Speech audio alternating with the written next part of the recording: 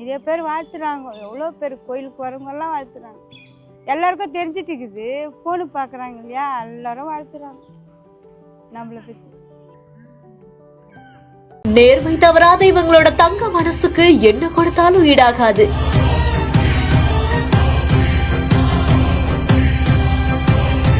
ஒரே நாளில் மாறிய தூய்மை பணியாளரின் வாழ்க்கை.